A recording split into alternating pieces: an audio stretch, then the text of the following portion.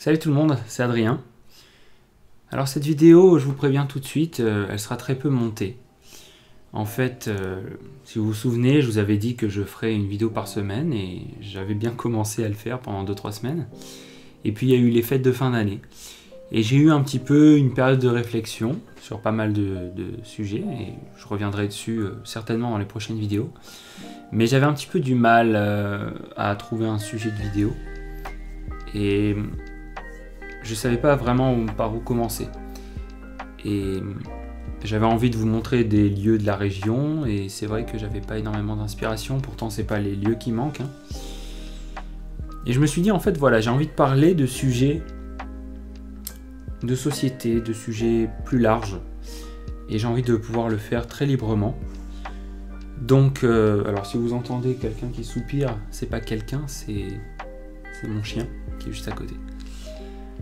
Donc cette vidéo, comme je vous l'ai dit, elle sera très peu montée. J'ai envie voilà, juste de vous partager en fait mon opinion et ma réflexion sur différents sujets. Et le sujet du jour, ou les sujets du jour, j'ai pris quelques notes, je vais les mettre ici. C'est sur la notion de carrière, la notion de travail. C'est une chose à laquelle j'ai beaucoup pensé récemment.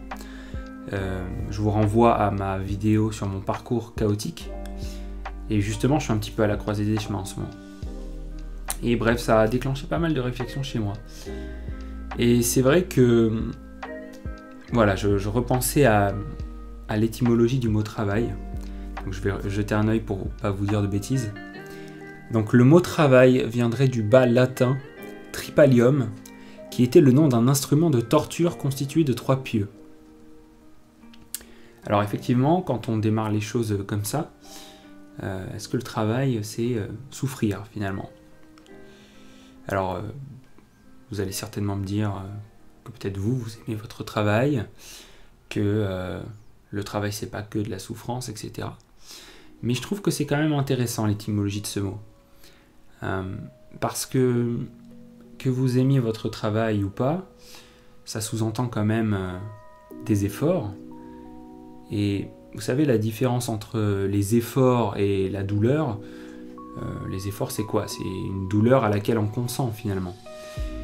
Donc quelque part, le travail, qu'on l'aime ou pas, effectivement, c'est une forme de douleur, c'est une forme de souffrance, mais qu'on accepte. Alors qu'on accepte soit parce qu'effectivement on aime notre travail, mais en premier lieu qu'on accepte parce qu'on n'a pas le choix, parce qu'il faut travailler pour vivre. Et c'est une chose à laquelle j'ai pas mal pensé, parce que ces derniers temps, je regardais beaucoup les vidéos de la chaîne de Hamza. Alors Hamza, je parle pas du rappeur français, hein.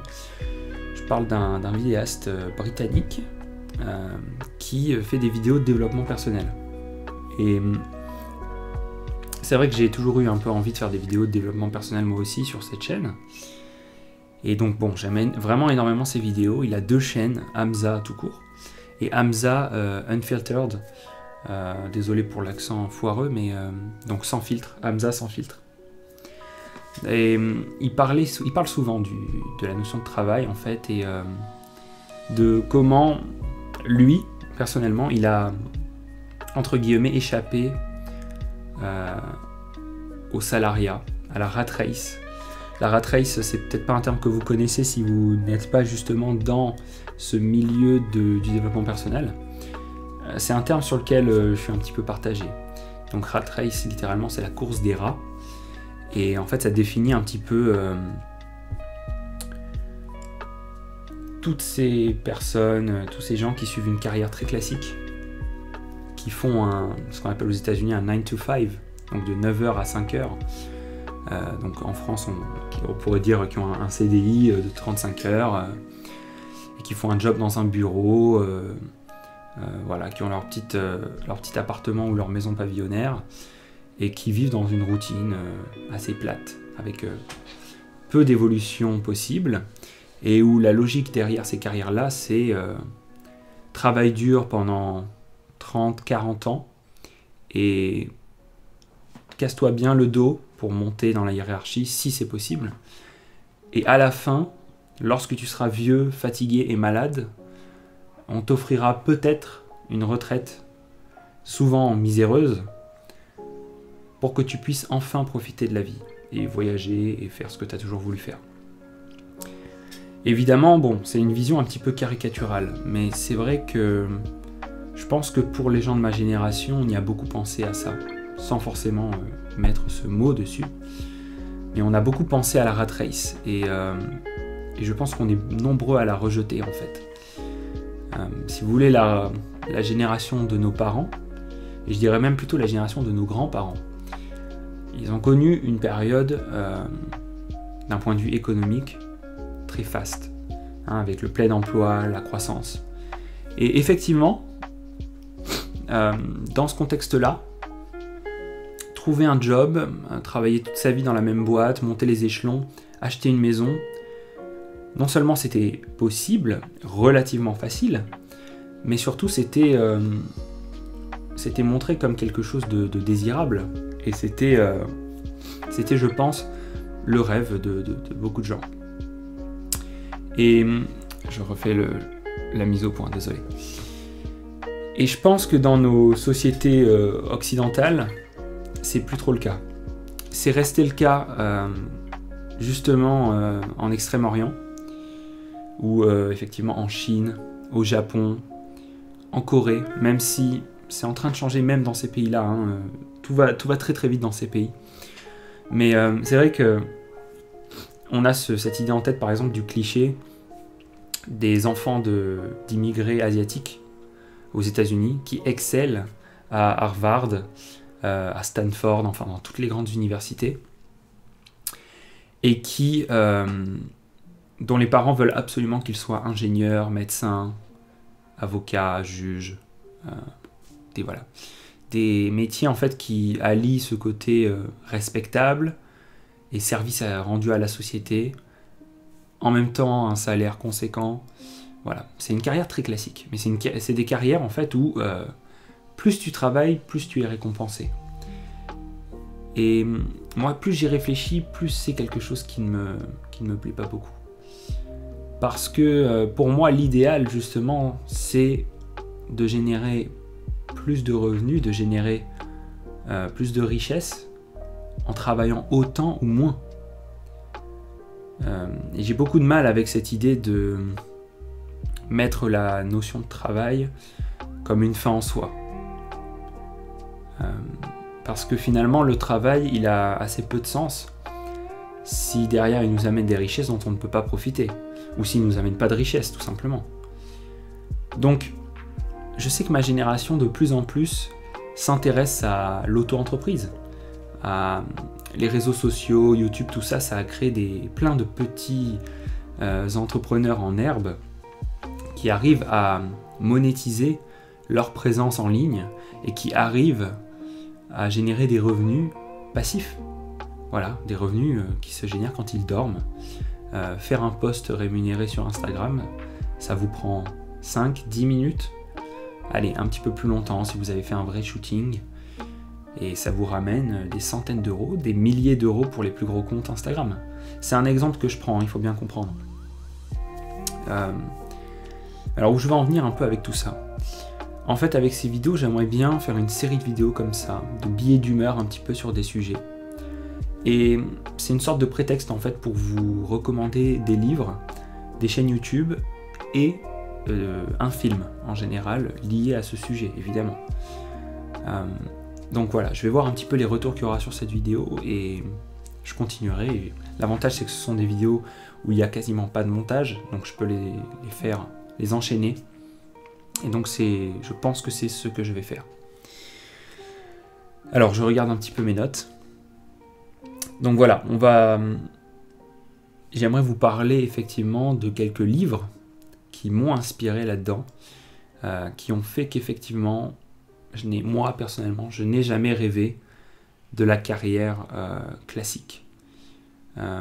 Et que j'ai toujours voulu en fait être indépendant et générer mes propres richesses. Parce que c'est vrai que dans le salariat aussi, qu'est-ce qui se passe? Eh bien, vous cassez le dos, vous montez peut-être les échelons, certes, vous devenez peut-être un cadre respecté et très bien rémunéré, Mais la vraie richesse, elle est pour votre patron. Vous créez des richesses en fait, mais vous faites grandir une entreprise, vous faites grandir quelque chose qui ne vous appartient pas. Alors comprenez-moi bien, hein, j'ai beaucoup de respect pour ces professions-là, mais je comprends tout à fait en fait le rejet de ces professions par les gens de ma génération, et je pense que je suis pas le seul.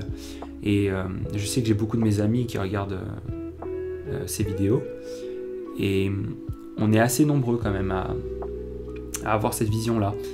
Et je crois que maintenant, même si on se lance dans une carrière entre guillemets classique, on a cette sensibilité qui fait qu'on a envie d'avoir des revenus complémentaires à côté, qu'on a envie de ne pas mettre tous nos œufs dans le même panier. Parce que justement, on a compris que c'est fini ça, cette période où on fait 40 ans dans une boîte, en étant sûr de ne jamais être viré, et en gagnant notre ancienneté tranquillement jusqu'à la retraite. Non seulement on ne croit plus à la retraite, mais on ne croit plus à la stabilité de notre emploi. Donc c'est très nihiliste ce que je vous dis, mais ne vous inquiétez pas, justement le but c'est de revenir sur des notions optimistes après, parce que justement il y a eu un changement de paradigme, et donc il faut s'y adapter. Donc les bouquins que je vais vous recommander, je vais les prendre tout de suite. Je me rends compte qu'en fait avec le rayon de soleil que j'ai dans la tête, je vais cramer que d'un côté, et peut-être que la prochaine vidéo je ressemblerai à Double Face dans Batman.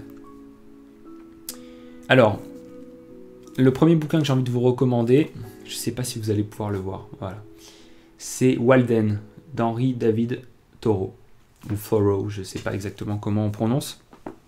Donc Walden, c'est pas exactement un roman, non, c'est pas un roman, c'est un petit peu un mélange de plein de choses.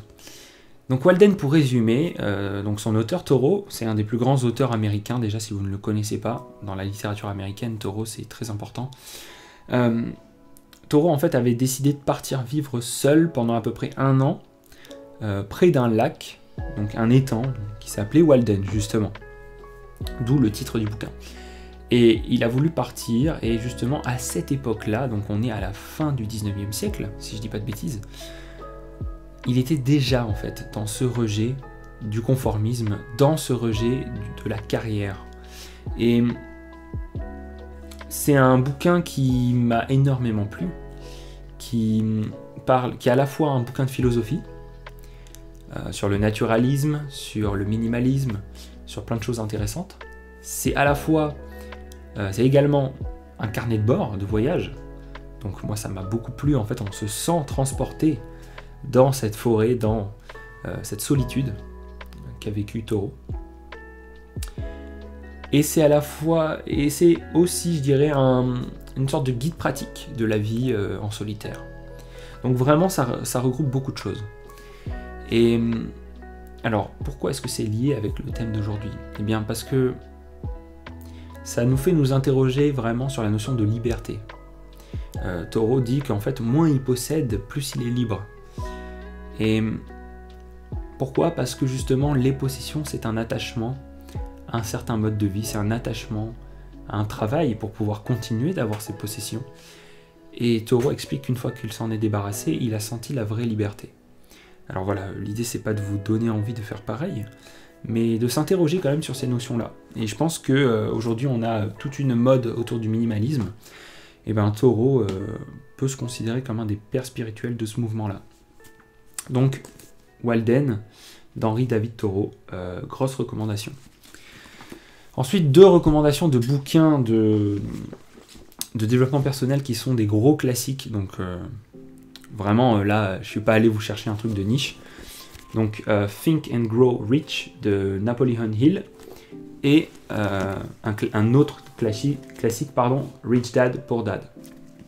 Alors, pour ma part, je ne vais pas vous dire que ces livres ont changé ma vie, etc. Mais ils sont quand même très intéressants pour un changement de perception. Donc Think and Grow Rich, c'est avant tout pour le changement de perception. C'est un livre qui est un petit peu daté. Donc c'est vrai que le style est il y a un côté un petit peu paternaliste, un petit peu à l'ancienne, mais qui n'est pas déplaisant. Et c'est vraiment en fait changer sa perception de l'argent, changer sa perception de la carrière, changer sa perception des possibilités qu'on a dans la vie. Et donc je trouve que en ce sens-là, ce bouquin est très intéressant. Donc je vous le recommande. Et en fait, il s'appuie sur plein d'habitudes et d'états d'esprit de personnes, de grands industriels de leur époque, etc. Donc Think and Grow Rich, un bon livre si vous avez envie effectivement de voir quelles sont les autres perspectives que vous avez pour vous dans votre carrière. Et sinon après, Rich Dad Poor Dad, très classique, très classique. Vraiment, ça c'est un très bon point de départ, hein. Si vous avez déjà pas mal de connaissances dans l'investissement, la gestion des actifs, etc., vous pouvez éviter Rich Dad Poor Dad.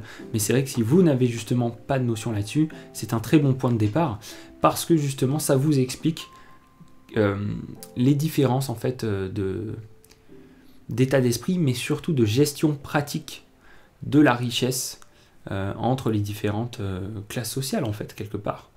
Et comment une personne qui a l'éducation financière et économique, avec le même salaire, eh bien, peut le faire fructifier là où un autre n'arrivera pas à le faire, tout simplement. Alors pourquoi est-ce que je vous parle de toutes ces choses-là? Est-ce que c'est parce que il faut tous qu'on devienne millionnaire, il faut tous qu'on devienne des entrepreneurs? Non, c'est pas du tout ça l'idée. L'idée c'est que, quelle que soit votre situation, vous puissiez en tirer en fait le meilleur, comment dire, les meilleurs fruits. Et pourquoi tirer les meilleurs fruits? Bien, encore une fois, pas pour avoir juste plus d'argent, parce que ça finalement c'est très vain, mais pour avoir plus de liberté. Voilà, c'est la notion de liberté, moi, qui m'intéresse. Et lorsqu'on est effectivement salarié avec des horaires précis et un patron auquel il faut demander quand est-ce qu'on peut poser des congés, ben on n'est pas libre. On n'est pas libre, fondamentalement. Et donc, l'idée, c'est de regagner sa liberté. Parce que si vous arrivez à créer des sources de revenus en dehors de votre salaire, mettons, et bien vous êtes libre. Pourquoi est-ce que vous êtes libre? Bien parce que derrière, vous pourrez négocier d'être moins présent au bureau. Vous pourrez négocier d'avoir des vacances quand vous le souhaitez. Mais surtout, vous enlèverez cette angoisse existentielle de perdre à tout moment votre job, puisque vous n'aurez plus tous les œufs dans le même panier. C'est un principe très simple. Voilà. Alors d'autres ressources vers lesquelles j'ai envie de vous renvoyer, qui sont très différentes, mais je pense en fait elles coïncident. Donc c'est la chaîne de Hamza, donc chaîne de développement personnel, chaîne donc musculation, comment dire, mode de vie, business, méditation, toutes ces choses-là. Donc cette première chaîne. Et je vous recommande également une autre chaîne. Est-ce que je l'ai notée? Non, je ne l'ai pas notée, c'est pas grave. La chaîne de Mav, ok, M-A-V, Maverick, c'est donc Mav. C'est un type qui voyage à travers les États-Unis en pick-up et qui dort dans son pick-up. Alors vous allez me dire, mais quel est le rapport avec le sujet de la vidéo? Mais il est évident, le sujet, c'est la liberté. Et ce type-là est aussi un entrepreneur. Et pourtant, il a un mode de vie extrêmement simple, mais il a un mode de vie simple par choix, parce qu'il est libre, justement. Et je vous invite à regarder ces vidéos. Ça va vous donner ce sentiment d'évasion qu'on aime beaucoup. Et puis, de toute façon, ici, ça reste quand même une chaîne de voyage. Et je vais repartir bientôt.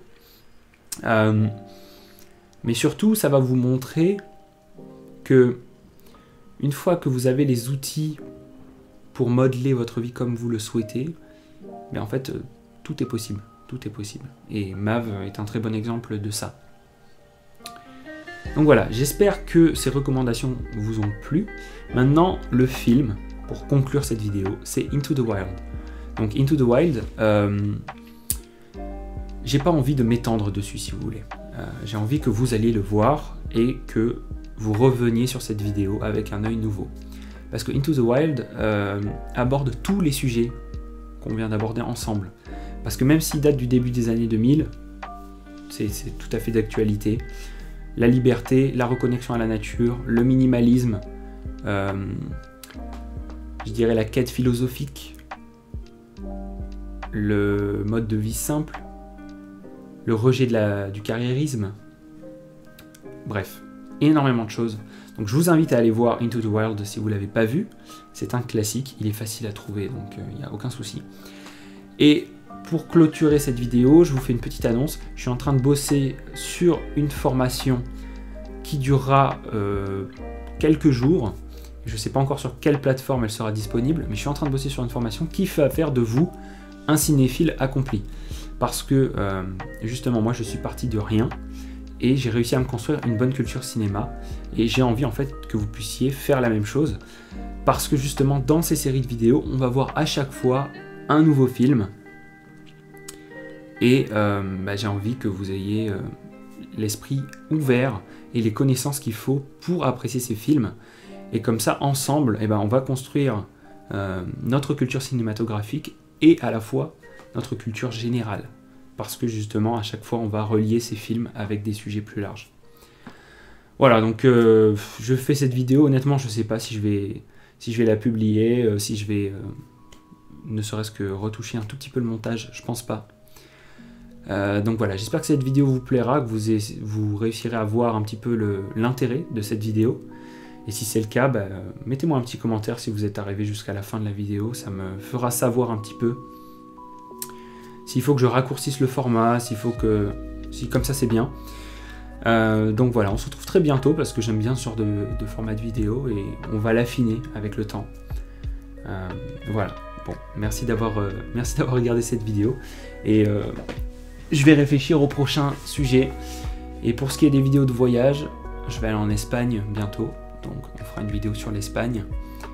Et je pense que ce sera un très bon prétexte pour parler d'autres sujets. Mais de toute façon, je pense que vous avez compris que je marche comme ça. Voilà, c'était Adrien. Merci d'avoir regardé. Je vous dis à bientôt. Salut.